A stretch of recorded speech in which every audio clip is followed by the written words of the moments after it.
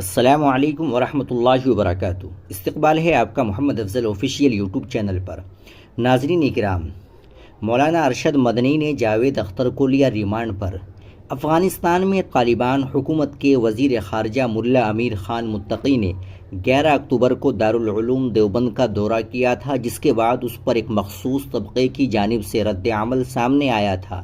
اس دورے پر اسلام اور مسلمانوں پر جارحانہ تبصرے کرنے کے حوالے سے معروف ملحد مصنف جاوید اختر کے رد عمل نے بڑی سرخیاں سمیٹی تھی۔ دارالعلوم دیوبند کے صدر المدرسین مولانا ارشد مدنی سے جاوید اختر کے اس متنازع تبصرے کے بارے میں سوال کیا گیا تو مولانا مدنی نے اس پر سخت تنقید کی۔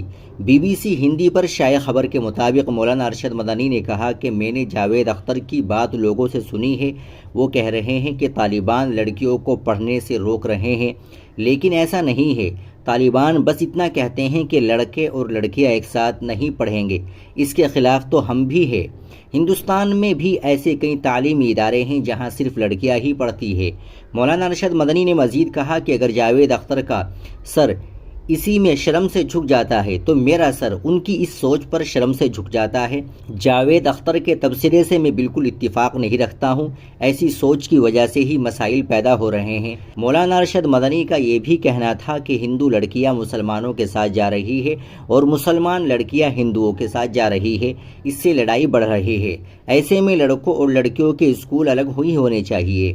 واضح رہے کہ اپنے متنازع بیانات کے لیے معروف جاوید اختر نے سن 2021 میں طالبان اور RSS کا موازنہ کرتے ہوئے دونوں کو ایک جیسی جماعت قرار دیا تھا۔